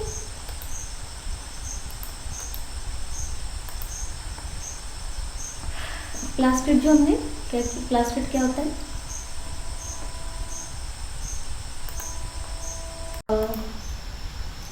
अब हम प्लास्टिड के बारे में पढ़ेंगे। प्लास्टिड जो है, plastids are found in plant cells and euglenoid. Euglenoid क्या है? ये प्लांट और एनिमल के बीच में एक लिंक होता है, एनिमल सेल्स और प्लांट सेल के बीच में एक लिंकिंग है, जिसको हम यूग्लिनाइड बोलते हैं। ये फोटोसिंथेसिस कर भी सकता है प्लांट की तरह, और विदाउट फोटोसिंथेसिस की भी, अगर मतलब सन नहीं निकल रहा है तो वो ऐसे भी एनिमल की तरह भी रह सकता है, इसकी खासियत होती है। ठीक है, they are easily observed under microscope as they are large. They wear some specific pigment, thus imparting a specific color to the plants. Based on type of pigments, plastids are classified into chloroplast, chromoplast and leucoplast. ठीक है, अब ये plastid है। ठीक है, plastid जो है इसके काफ़ी टाइप्स होते हैं, 3 टाइप्स होते हैं। एक को हम क्लोरोप्लास्ट कहते हैं, एक को क्रोमो कहते हैं। क्रोमो जो है वो, क्लोरो का मतलब है ग्रीन कलर का दिखेगा, ग्रीन पिगमेंट है, और ये जो है डिफरेंट कलर का पिगमेंट है। और ये जो है ल्यूकोप्लास्ट जो होता है वो कलरलेस होता है, नो कलर, कलरलेस। तो एग्जाम में इसके बारे में पूछ लेते हैं कि कौन सा कलरलेस होता है, तो दैट इज़ ल्यूकोप्लास्ट। ठीक है, और ये क्या प्रोवाइड करता है? ये जो ऑरेंज कलर, येलो कलर जो दिखता है ना, वो क्रोमोप्लास्ट की वजह से दिखते हैं। तो अब नेक्स्ट क्या है? The chloroplast contain chlorophyll. ये जो क्लोरोप्लास्ट है उसके अंदर मॉलिक्यूल जो है उसको हम क्लोरोफिल कहते हैं, और यही फंक्शन करता है फोटोसिंथेसिस वाला, फोटोसिंथेसिस, प्रकाश संश्लेषण, इसको हम हिंदी में बोलेंगे प्रकाश संश्लेषण।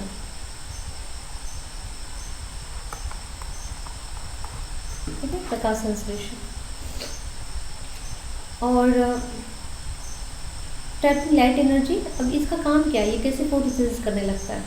ये क्या करता है, जो सन से रेज आती है ना, सन रेज, उसको कैप्चर कर लेता है, मतलब अपने अंदर एब्जॉर्ब कर लेता है, जो कि एसेंशियल होता है फोटोसिंथेसिस के लिए। In the chloroplast fat soluble carotenoids pigment like carotene, xanthophyll and other are present, so they give the plant a yellow, orange और रेड कलर। ठीक है, जैसे हमारा नाशपाती है या फिर कद्दू है, सारी चीज़ें होती है ना अलग अलग कलर की, येलो और ऑरेंज के बीच का कलर जो देता है। So leucoplast are the colourless plastids of varied shape and size with stored nutrient. इनके अंदर न्यूट्रिएंट स्टोर होता है, और तो न्यूट्रिएंट स्टोर होता है कहाँ प्रेजेंट होंगे? ये बेसिकली रूट में प्रेजेंट होते हैं, ठीक है। सो इनके अंदर क्या क्या स्टोर करते हैं ये, आगे अगर हम इसको क्लियर कर लें तो जैसे अगर ल्यूकोप्लास्ट को देखें तो ल्यूकोप्लास्ट जो है वो स्टोरेज का काम कर रहा है, मीन्स किसी चीज़ को अपने अंदर, जैसे हमारे घर में स्टोर हाउस होता है ना, जहाँ पे हम सारी चीज़ें इकट्ठा कर देते हैं जो हमें जरूरत नहीं होती, तो जैसे ल्यूकोप्लास्ट में यही करता है, इसके अंदर स्टोर होता है एमाइलोप्लास्ट। एमाइलोप्लास्ट में मीन्स का एमाइलो का मतलब है कार्बोहाइड्रेट, और दूसरा है इलियोप्लास्ट। इलियोप्लास्ट में क्या होगा, फैट जो स्टोर होगा, और जो प्रोटीन के लिए होगा उसको हम क्या बोलेंगे, दैट इज इलियोप्लास्ट। तो ये हमेशा क्वेश्चन में पूछते हैं कि कौन सा, जैसे यहाँ पे इलियोप्लास्ट के बारे में पूछता है, इलियोप्लास्ट में क्या स्टोर होता है, ठीक है। तो ये यहाँ पे लिखा हुआ है स्टोर प्रोटीन्स, ये काफ़ी इंपॉर्टेंट है, आप उसको कर लीजिएगा, VVIP इम्पॉर्टेंट। अब ये स्ट्रक्चर देख लीजिए इसका, क्लोरोप्लास्ट का। देखिए यहाँ पे 2 मेम्ब्रेन होते हैं, आउटर मेम्ब्रेन, इनर मेम्ब्रेन।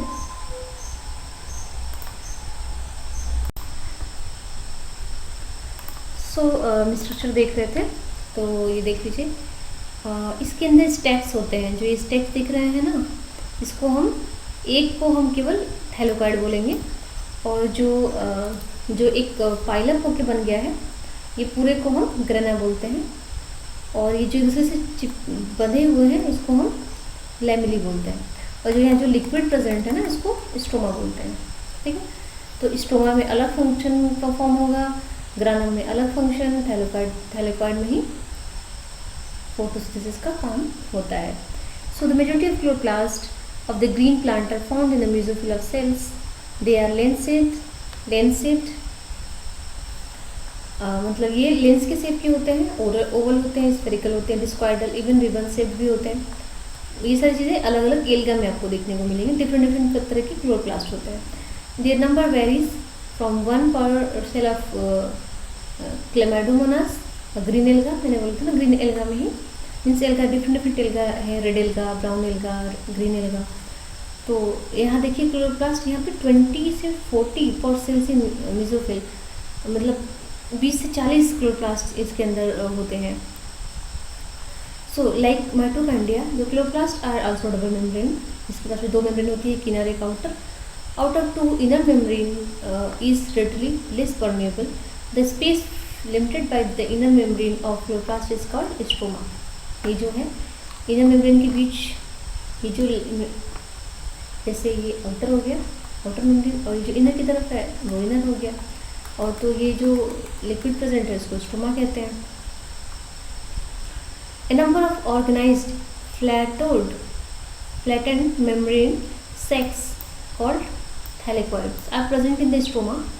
ये जो सिक्के जैसे आपको गोल गोल दिख रहे हैं ना, वो थैलेकॉइड्स हैं, इनको थैलेकॉइड नाम दिया गया, वो हिंदी में भी ऐसे बोलते थे हम लोग, thylakoid. Thylakoids are arrange in stack like the pile of coin called the grana. ये ग्राना हो गया, जैसे एक के ऊपर एक इकट्ठा होते जाएंगे तो वो एक ग्राना बन जाता है, इसको हम ग्राना बोलते हैं, ठीक है। They are flat membrane tubules called stroma lamellae connecting the thylakoid of different grana। Means जो भी डिफरेंट थैलेकॉइड्स हैं ग्रेना में, उसको एक दूसरे से कनेक्ट करने के लिए एक ट्यूबुलर स्ट्रक्चर होता है, उसको हम लैमेली बोल देते हैं, ठीक है। The membrane of thylakoid enclose a space called lumen। The stroma of chloroplast contain enzyme required for synthesis of carbohydrate and protein। It also contain small double membrane। हाँ, जैसे मैंने बताया था अभी कि माइटोकॉन्ड्रिया के पास भी होता है अपना double membrane, circular DNA, ribosome होता है, इसके पास भी होता है, ये खुद भी अपना प्रोटीन फॉर्म कर सकता है। तो एग्जाम में अगर आपसे पूछते हैं कि यूकैरियोटिक सेल्स में न्यूक्लियस के अलावा कहाँ कहाँ अगर आपको DNA मिलेगा तो आप बता सकते हैं।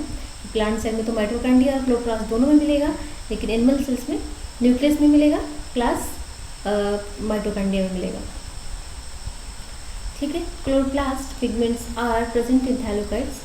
थैलेकॉइड जो अभी मैंने देखा, ऐसे ऐसे जो स्ट्रक्चर्स हैं उसके अंदर ही क्लोरोफिल प्रेजेंट है, ठीक है। क्लोरोफिल का क्या काम था, क्लोरोप्लास्ट के अंदर क्लोरोफिल होंगे, क्लोरोफिल कहाँ है, थाइलाकोइड के अंदर है। और ये क्या करता है, प्रकाश संश्लेषण मीन्स फोटोसिंथेसिस, जो कि पौधे अपना खाना खुद से बनाते हैं। ठीक है। The ribosome of chloroplast are smaller than the cytoplasmic. अब डिफरेंस क्या है राइबोसोम में, इसके अंदर छोटा होता है और ये जो साइटोप्लाज्म में उसमें बड़ा होता है।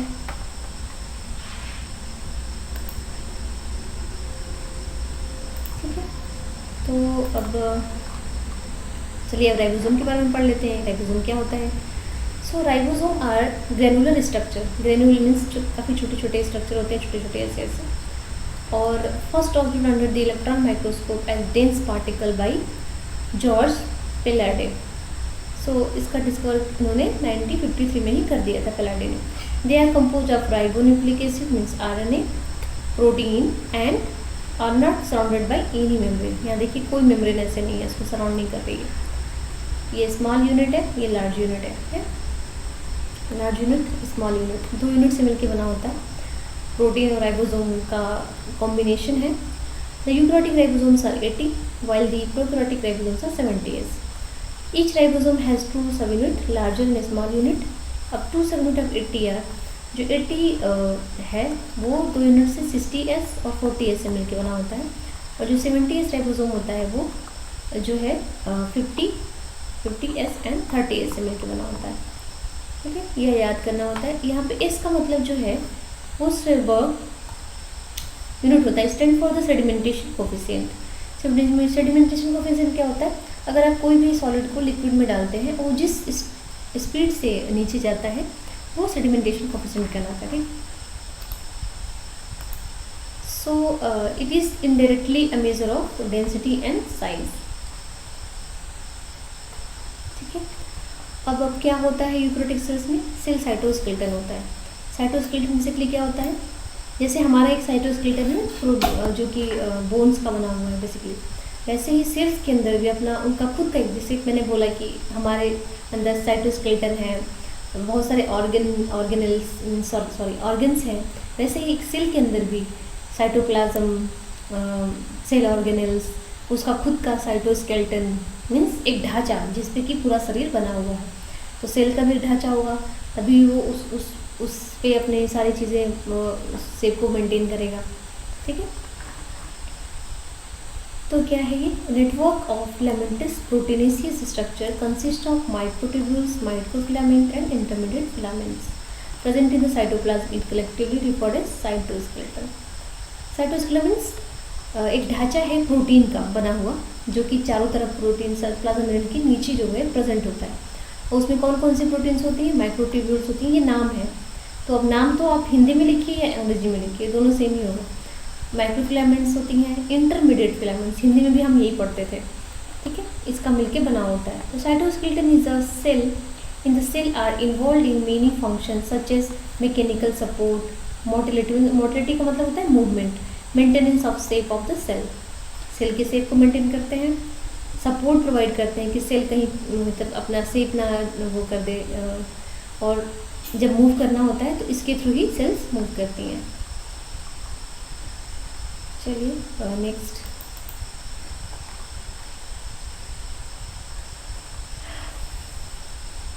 सो मूवमेंट के लिए दो चीज़ें इम्पॉर्टेंट होती हैं सेल्स में, इनको हम सीलिया और फ्लैजिला बोलते हैं। फ्लैजिला आपने बैक्टीरिया सेल्स में भी देखा होगा, फ्लैजिला जब बीट करता है मीन्स इसको बीट करते हुए तो ये बैक्टीरिया जो है आगे मूव करता है। यहाँ पे भी ऐसा ही है, लेकिन जो एक डिफरेंस है वो आप इसमें देखेंगे।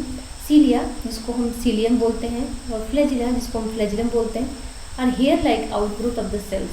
जैसे अगर ये सेल है तो यहाँ पे छोटे छोटे छोटे छोटे स्ट्रक्चर्स जो है निकले रहेंगे चारों तरफ। And the cilia are small structure which work like oars, causing the movement of either the cells or surrounding fluid। अब ये छोटे छोटे जो छोटे होंगे उनको हम सीलिया बोलते हैं, और जो थोड़े से बड़े होंगे उनको फ्लैजिला बोलेंगे। और completely longer and responsible for cell movement, cell को जहाँ भी मूव करना है वो उस डायरेक्शन में मूव करेंगे और सेल आगे बढ़ता जाएगा। अब मूवमेंट कहाँ पे होता है, जब बच्चे जब कोई भी एम्ब्रियो होता है, एम्ब्रियो मीन्स जब फर्टिलाइजेशन होता है, और फर्टिलाइजेशन के बाद जब एक सेल से पूरा ऑर्गेनिज्म बनता है, मीन्स कोई भी पूरी बॉडी बन जाती है बच्चे की। जैसे अगर ह्यूमन की बात करें तो जब फर्टिलाइजेशन होता है, मेल फीमेल का एग और स्पर्म फ्यूज करता है तो एक सेल बन जाती है, ठीक है। अगर ये एग है और ये स्पर्म है, ये दोनों फ्यूज़ करते हैं तो एक सिंगल सेल बन जाता है, क्योंकि इसके पास एन डीएनए है, इसके पास एन डीएनए है, और ये 2n डीएनए उनका कंप्लीट हो जाता है। तो हम पूरे 2n डीएनए से एक सिंगल सेल से, जिसको हम पहले तो जाइगोट बोलते हैं, और जब ये जाइगोट होता है इसको जाइगोट बोलते हैं, ठीक है। अब ये जाइगोट जो है डिवाइड करना शुरू करता है जल्दी जल्दी, 1 से 2 बनेगा, 2 से 4, लेकिन ये चिपके रहेंगे आपस में, ऐसे करके 8। तो ये जो जब ये काफ़ी ग्रो कर लेता है, मतलब 32 सेल्स का हो गया या 64 सेल्स का हो गया, तो इसमें मूवमेंट शुरू हो जाता है सेल्स का, कि जैसे जो बाहर की सेल है वो, जैसे कि हमें पता हो कि जो एक हमारी स्किन होती है, फिर इसके अंदर कुछ होता है, फिर इसके अंदर हमारे ऑर्गन्स हैं, तो वो डिफरेंट डिफरेंट लेयर से मिलके बने होते हैं, उसको हम जर्म लेयर बोलते हैं, जर्म लेयर्स, ठीक है। तो ह्यूमन में जर्म लेयर्स 3 होती हैं।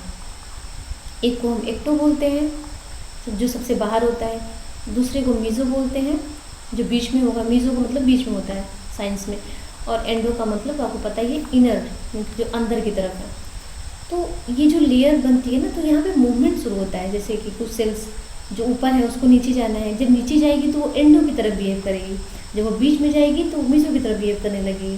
काफ़ी ज़्यादा एंडो जैसे लाइक एम्ब्रियोलॉजी बहुत ही इंटरेस्टिंग है, अगर आप आगे पढ़ें तो उसमें जो सेल्स होती हैं उनका जो फेट है वो इन्वायरमेंट के अकॉर्डिंग चेंज होता है, जैसे जिस इन्वायरमेंट में जाएंगी वो वैसा बिहेव करने लगेंगी। तो यहाँ मूवमेंट की, तो यहाँ पे सिलिया और फ्लैजेला काफ़ी फंक्शन करते हैं, ठीक है। तो इसका स्ट्रक्चर कैसा होता है, जैसे कि ये स्ट्रक्चर उन्होंने बना रखा है, ये इलेक्ट्रॉन माइक्रोस्कोप का एक स्ट्रक्चर है, ठीक है। Cilia flagella showing different parts, ठीक है, electron micrography and difference of internal structure. तो इसमें क्या क्या होता है, जैसे ये जो है ये ट्यूब्यूल्स हैं, पेरिफेरल ट्यूब्यूल्स, प्लाज्मा मेम्ब्रेन, ठीक है, इंटर डबलेट ब्रिज, ये जो एक दूसरे से कंबाइन कर रही हैं, यहाँ पे सेंट्रल माइक्रोट्यूब्यूल्स होता है, और रेडियल स्टॉक्स होते हैं जो यहाँ पे निकले हुए हैं, उनका अपना अपना फंक्शन है, ये आपस में कोऑर्डिनेट करके मूवमेंट करते हैं। ये हम ऊपर से देख रहे हैं, ठीक है। अगर ये जैसे ऐसे ऐसे होते हैं लंबे लंबे, जो प्रोटीन है वो ऐसा होता है, ठीक है, और बहुत सारे मॉलिक्यूल से मिलके बना होता है, जैसे एक मॉलिक्यूल ये, एक मॉलिक्यूल ये, एक मॉलिक्यूल ये, एक मॉलिक्यूल ये, एक मॉलिक्यूल ये, एक मॉलिक्यूल। तो हम इसको ऊपर से देख रहे हैं, तो ये नीचे ऐसे ऐसे होंगे लंबे लंबे, ठीक है। आई होप कि मैं आपको एक इमेजिनेशन दे पा रही हूँ। जैसे अगर आप बहुत सारे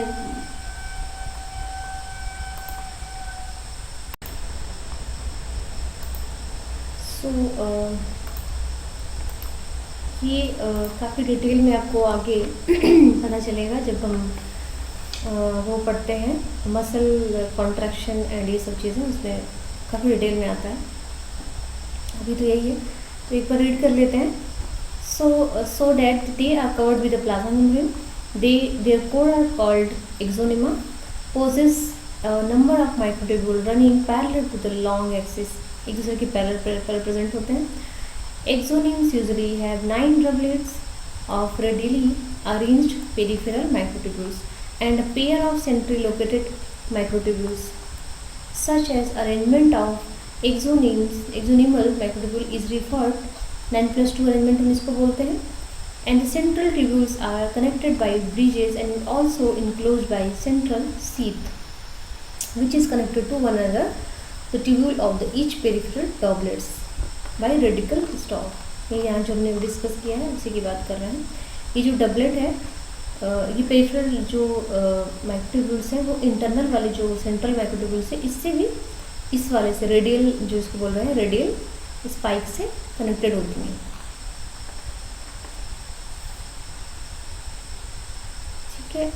चलिए फिर, thus there are 9 radial spokes. The peripheral doublets are also interconnected by linkers. Both cilia and flagella emerge from the centriole-like structure called basal body. जो सेंट्रियोल था एनिमल सेल्स में, आपको पता चला कि क्या काम करता है, ये सिलिया फ्लैजेला को मीन्स ओरिजिनेट करता है। चलिए सेंट्रियोल आ गया, I think this will be the last, I think so. Oh nucleus भी है अभी, ओके। सो सेंट्रियोल क्या होता है? Centriole is organelle usually contain two cylindrical structure called centriole. Means cylindrical structure ऐसे दोनों प्रेजेंट होते हैं एक दूसरे के, और ये पैरेलल होते हैं, इनकी चारों तरफ कोई मेम्ब्रेन नहीं होता, ठीक, मेम्ब्रेन लेस होते हैं। They are surrounded by amorphous pericentriolar matrix, both centriole in the centrosome lie perpendicular to each other, in which each has organization like cartwheel। इनका कार्टविल की तरह स्ट्रक्चर होता है। They are made up of 9 evenly spaced peripheral fibers of tubulin protein, ठीक है, ये भी tubulin proteins के प्रेजेंट होते हैं। चलिए अब न्यूक्लियस के बारे में पढ़ाई करते हैं। What is nucleus? So nucleus is a organelle was first discovered by Robert Brown, ठीक है, and in early 1831. So later the material of nucleus is stained by basic dye and the name was given to chromatin. हम इसको chromatin बोलने लगे थे, ठीक है। Chromatin जब बोलते हैं जब हमारा डीएनए जो होता है लूजली अरेंज होता है, लूजली प्रेजेंट होता है, ठीक है, इसको क्रोमेटिन बोलेंगे। यहाँ देखिए ये न्यूक्लियोप्लाज्म है, न्यूक्लियोलस है, न्यूक्लियर कोर, न्यूक्लियर मेम्ब्रेन। जो डार्क सा पोर्शन दिखता है ना उसको हम न्यूक्लियोलस बोलते हैं, ठीक है। So the interface nucleus, interface nucleus means जब सेल डिवाइड नहीं करती है, आप मीन्स ऐसे पड़ी हुई है आराम से, have highly extended and elaborated nuclear protein fibre is called chromatin. Means जब सेल डिवाइड नहीं करती है, जो रेस्टिंग में होती है, तो जो उसका क्रोमेटिन जो डीएनए होता है वो एक्सटेंडेड फॉर्म में होता है, उसको हम क्रोमेटिन बोलने लगते हैं। न्यूक्लियर मैट्रिक्स एंड वन और मोर स्फेरिकल बॉडी और कॉल्ड न्यूक्लियाई। जो ये डार्क सा पोर्शन है उसको हम न्यूक्लियाई बोलते हैं, जो कि स्फेरिकल बॉडी है। इलेक्ट्रॉन माइक्रोस्कोप से देखने के बाद हमें पता चला कि वहाँ पे एक न्यूक्लियर एनवलप है which consists of two parallel membrane with a space between 10 to 15 nanometer called perinuclear space। जो मेम्ब्रेन है इसके पास भी दो मेम्ब्रेन है, एक आउटर और एक इनर, और जो इन आउटर और इनर के बीच में जो स्पेस है इसको हम पेरीन्यूक्लियर स्पेस कहते हैं। और ये दोनों के स्पेस का डायमीटर कितना है? 20 to 50, मतलब इसका लेंथ स्पेस का वो है। Form a barrier between the material present inside of nucleus and that of the cytoplasm।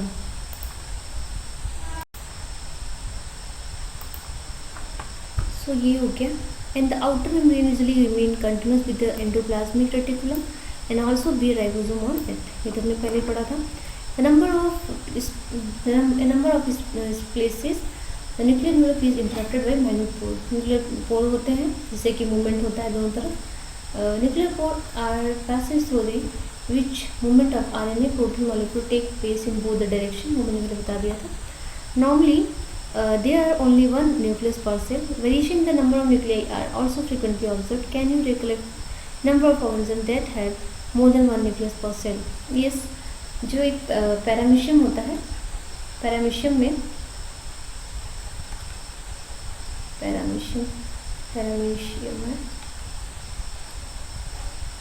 ये, इसमें दो न्यूक्लियस दो टाइप के न्यूक्लियस होते हैं। एक को हम मैक्रो बोलते हैं, मैक्रो न्यूक्लियस, एक को माइक्रो न्यूक्लियस बोलते हैं, ठीक है। तो ये यहाँ पे हो गया। सो यहाँ पे है न्यूक्लियर मैट्रिक्स और the nucleoplast contain nucleolus and the chromatin. The nuclei are spherical structure present in the nucleoplast. The content of nucleus is continued with the rest of the nucleoplast and it is not a membrane bound structure. It is a site for active synthesis of ribosomal RNA synthesis। Ribosomal means rRNA इसको बोलते हैं हम। RNA के भी बहुत सारे form होते हैं, एक होता है mRNA, एक होता है rRNA, एक होता है tRNA, ठीक है।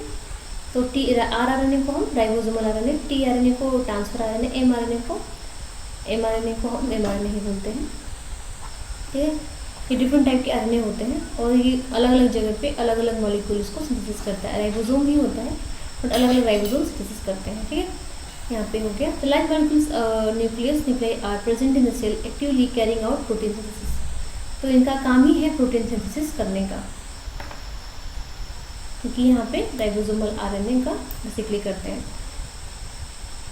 अब इंटरफेस में तो जो न्यूक्लियस है वो ऐसे ही लूजली प्रेजेंट है, इलाबोरेटेड है, लेकिन जब सेल को डिवाइड करना होता है, सेल डिवीजन होता है, तो जो न्यूक्लियस होता है उसको हम क्रोमोसोम बोलने लगते हैं। In the place of nucleus chromatin contain DNA and some basic protein called histone. तो जो डीएनए है उसमें मैंने पहले ही बोला था कि हिस्टोन प्रोटीन होता है, उसके हेल्प से जो डीएनए है वो एक फॉर्म में आ जाता है, क्रोमोसोम के फॉर्म में, मीन्स एक तरह का स्ट्रक्चर गेन कर लेता है। तो some non histone proteins are also there and RNA is also there. तो अगर आपसे कोई पूछे कि न्यूक्लियस में क्या क्या प्रेजेंट होता है, तो आप बोलेंगे कि न्यूक्लियस में डीएनए होता है, आरएनए होता है और सम प्रोटीन्स होती हैं, ठीक है। जैसे प्रोटीन्स में हिस्टोन प्रोटीन्स आ जाएंगी, आरएनए आ गया और डीएनए तो है ही। And a single human cell has approximately 2 metre long thread of DNA. तो अगर जैसे 2 मीटर लंबा हमारा डीएनए है, सोचिए कितना है, और हमारे सेल का साइज़ कितना होता है 2 to 4 माइक्रोमीटर, कितना छोटा होता है। तो अब ये डीएनए इसमें कैसे फिट होगा, इसको तो फिर अब फोल्ड करना पड़ेगा अपने आप को। जैसे हम रस्सी होती है लंबी सी, अब रस्सी एक लंबी सी रस्सी है, उसको हमें घर में रखना है, हमारा घर इतना ही बड़ा है, तो हम क्या करते हैं उसको फोल्ड कर देते हैं। जब फोल्ड कर देंगे तो छोटे स्पेस में आ जाएगा। तो ऐसे ही हमारा सेल्स भी करता है, वो डीएनए को फोल्डिंग में ले आता है, फोल्ड करके उसको एक शेप दे देता है, जैसे कि हम इसको ऐसे देख रहे होंगे आप यहाँ पे। इस फॉर्म को हम क्रोमोसोम बोलते हैं, ठीक है।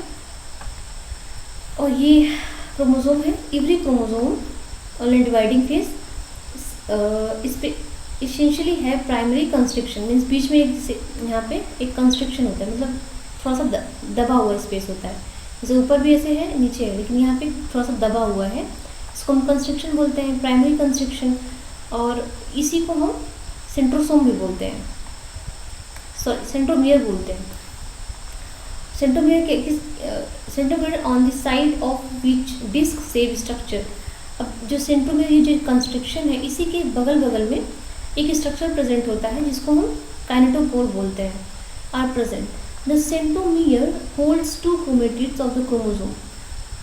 जब डीएनए अब जब सेल डिवाइड कर रही है तो हर सेल के पास इक्वल डीएनए जाना चाहिए, है ना, 2n डीएनए ही जाना चाहिए, लेकिन 2n डीएनए जो है वो 4n हो जाता है एस फेज में, जब डिवाइड होना होता है सेल्स को। लेकिन ये एक दूसरे से चिपके रहते हैं अच्छे से, ताकि जब वो सेपरेशन फेज में जाए तो अच्छे से उसका सेपरेशन हो, कोई भी एंजाइम जीन जो है वो कहीं मिसप्लेस ना हो जाए।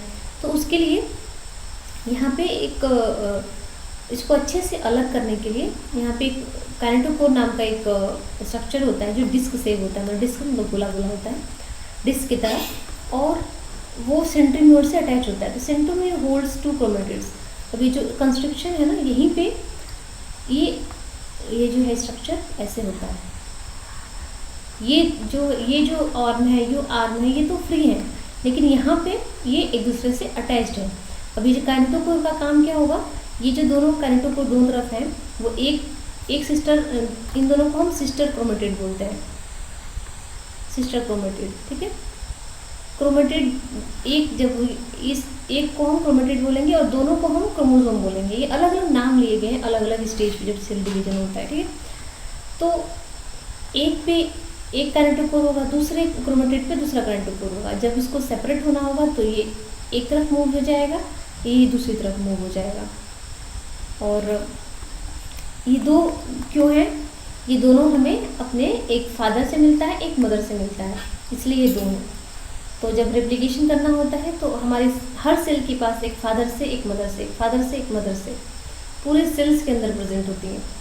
तो जब उसको सेल को डिवाइड करना हो तो इसको डबल करना होगा, इसको भी डबल करना होगा, तभी तो एक इसके पास रह जाएगा, एक दूसरे के पास। जब भी डिवाइड करेगी 1 से 2 सेल्स बनेगी तो एक तो इसी के पास रह जाएगा, एक इसके पास चला जाएगा और एक इसके पास चला जाएगा, ऐसे करके हो जाएगा ना।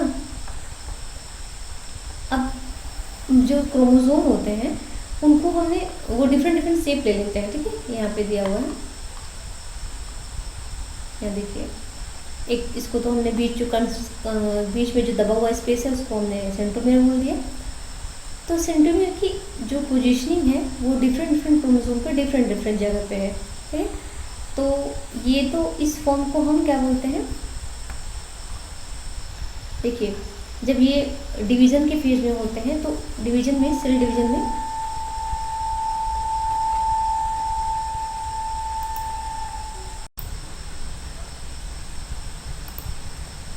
तो जब सेल डिवीज़न होता है ना तो जो डिफरेंट हमारा क्रोमोसोम है वो डिफरेंट डिफरेंट स्ट्रक्चर, मतलब डिफरेंट डिफरेंट स्ट्रक्चर में आ जाता है। कुछ वी शेप में आ जाते हैं, कुछ यू शेप के आ जाते हैं, ये जो कुछ एल शेप में आ जाते हैं, ठीक है, कुछ आई शेप में आ जाते हैं। तो ये जो सेंट्रोमियर है ना उसी के हिसाब से डिफरेंट डिफरेंट स्ट्रक्चर्स बन जाते हैं। तो जो in the metacentric chromosome the middle centromere forming two equal arms, means जो ये वी शेप है या यू शेप है, इसमें जो सेंट्रोमियर है वो मिडिल में होता है और दोनों ये, इसको आर्म हम बोलते हैं, आर्म, इसको एक आर्म बोलते हैं, इसको नीचे वाले को एक आर्म बोलते हैं। तो इसको हम जब बीच में होगा तो इसको हम मेटासेंट्रिक बोल देंगे। मेटा मीन्स बीच में, दोनों को इक्वली डिवाइड कर रहा है, ठीक है, मेटासेंट्रिक हो गया। अब ये थोड़ा सा ऊपर आ गया है तो इसको हम सब कह देंगे, सब मेटासेंट्रिक, ठीक है। उसके बाद क्या है, ये है, अब देख रहे हैं एक लॉन्ग बन गया, एक शॉर्ट बन गया। तो अब जो ये सेंट्रोमियर है वो शॉर्ट की तरफ चला गया है तो इसको हम एक्रोसेंट्रिक बोल देते हैं। एक्रोसेंट्रिक मीन्स एक तरफ आ गया। अब ये सबसे ऊपर मीन्स छोटा और छोटा हो गया, मीन्स एकदम टर्मिनल पे आ गया है तो इसको हम ए सेंट्रिक बोलते हैं। सेंट्रिक का मतलब पता है ना, बीच में होता है। जब बीच में नहीं रहेगा तो उसको हम अकॉर्डिंगली नाम दे देते हैं। देखिए metacentric chromosomes have chromosome slightly away from the middle of the chromosome resulting in one shorter and one longer. In case of acrocentric chromosomes, centromere is situated close to its end, forming one extremely short and one very long. Whereas telocentric chromosomes has a terminal centromere. Means एक acentric नहीं बोल के, sorry, इसको telocentric बोलते हैं, acentric भी बोलते हैं। telocentric means एकदम टिप पे प्रेजेंट है। तो ये हो गया क्रोमोसोम के स्ट्रक्चर्स। ये एग्ज़ाम में पूछ लेते हैं, मेटासेंट्रिक मीन्स पूछते हैं कि ये जो है सेंट्रोमियर कहाँ प्रेजेंट होगा, ऐसे करके मैचिंग द वर्ड्स में दे देते हैं। ये चार और डिफरेंट। तो ये हो गया, हमने डिस्कस कर लिए सारे। और समटाइम सैटेलाइट क्या होता है, सैटेलाइट जो होता है एक स्मॉल फ्रेगमेंट होता है जो क्रोमोसोम के ऊपर प्रेजेंट होता है। सो इसको सैटेलाइट बोलते हैं। यहाँ पे आपने देखा होगा एग्जाम्पल में यहाँ पे दिया हुआ है। इसको सेकेंडरी कंस्ट्रक्शंस भी बोल देते हैं। ये माइक्रो बॉडीज़ क्या होती हैं, many membrane bound minute vesicles called micro bodies that contain various enzyme are present in plant and animal. जैसे जो वेसिकल्स है ना उसी को हम माइक्रो बॉडीज ही बोलते हैं। उसी में अगर डिफरेंट प्रोटीन के हिसाब से उनका नाम अलग अलग है। तो चलिए हमने फाइनली सेल ऑर्गेनेल्स ख़त्म कर लिया। नेक्स्ट में हम वो करेंगे सेल डिवीज़न का चैप्टर, आगे हम पढ़ेंगे, ठीक है। एक्सरसाइज आप लोग कर लीजिएगा। अगर कोई प्रॉब्लम आती है तो आप मेरे से कमेंट सेक्शन में पूछ सकते हैं, ठीक है। और वीडियो अच्छी लगे तो आप उसको लाइक शेयर सब्सक्राइब कर सकते हैं। और चलिए आगे नेक्स्ट वीडियो में मिलेंगे। आप अपनी तैयारी करते रहिए, रिवीजन करते रहिए, अच्छे से पढ़ाई करिए। Okay, take care.